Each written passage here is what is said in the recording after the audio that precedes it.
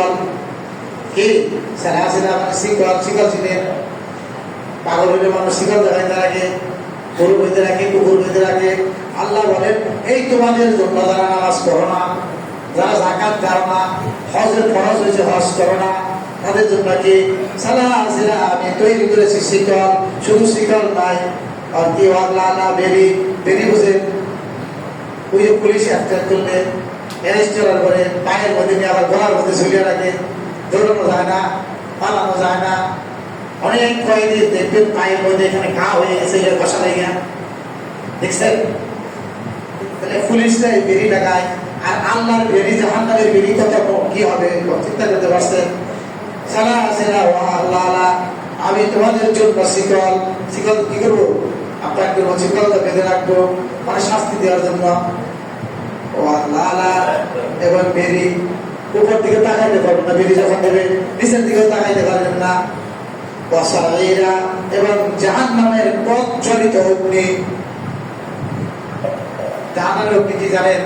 এই দুনিয়ার যে অগ্নি তার সে 70 গুণ বেশি তাপ হবে শুনতে পারবেন এখন আপনি বাসায় গিয়ে গ্যাসের চুলার মধ্যে হাতটা একটু করে রাখেন গ্যাসের চুলা অন করে রাখেন কয় মিনিট রাখতে পারবেন 10 মিনিট এই ভাইরা একটা পরীক্ষা হয়ে যান আপনি আমি বাসায় গিয়ে গ্যাসের চুলা অন করে এই হাতটা এমনি করে 10 মিনিট রাখতে পারবেন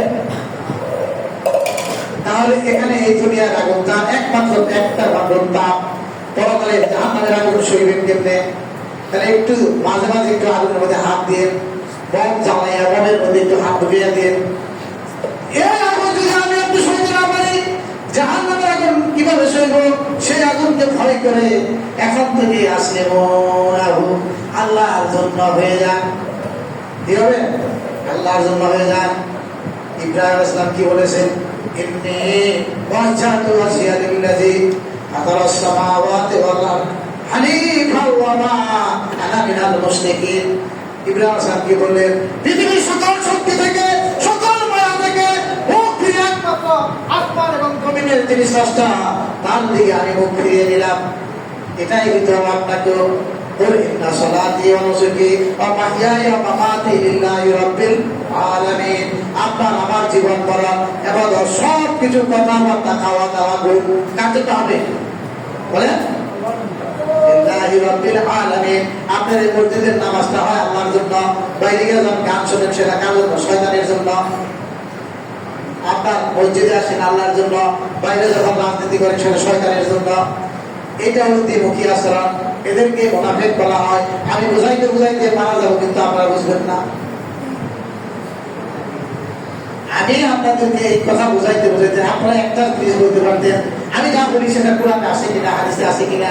এই কথা বলার অধিকার আপনাদের আছে কোরআন হাদিস অনুযায়ী হয় তাহলে আপনি মানতে বাধ্য হয়ে যাওয়ার বাউন্ড টু ফলো মাই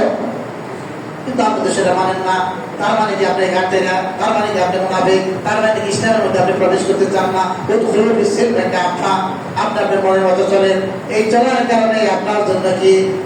শিকল বেরি জাহান্নামের আগুন আল্লাহ তাআলা রেডি করে রাখছেন প্রিয় ভাই আমার সামনে কি আমাদের কুরবানির ঈদ তাই না সামনে কি যদি ভাই জানেন কুরবানির ঈদ তো আযান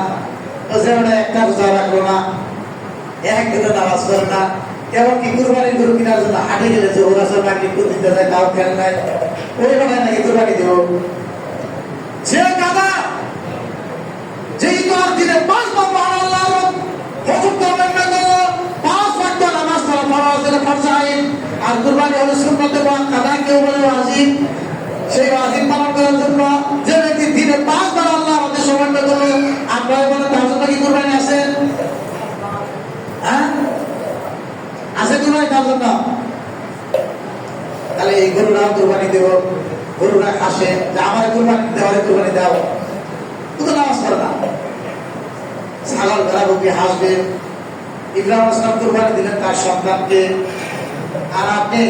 একটা পশু দিবেন কিন্তু নামাজ পড়েন না আপনার কুরবানি হবে এই পশুটা তো আপনার জন্য হালাল না যেহেতু আপনি নামাজ পড়েন না এই পশুটা তার জন্য আল্লাহ হালাল করছে যে নামাজ পড়ে যে রোজা রাখে যে আসলে আল্লাহর জন্য অনুগত হয় আল্লাহ তাআলার